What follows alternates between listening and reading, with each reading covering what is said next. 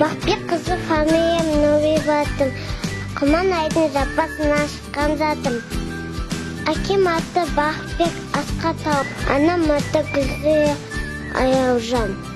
Ұстазым Мақпар апай аяуадан. Бар білгеніңе біздерден аямаған.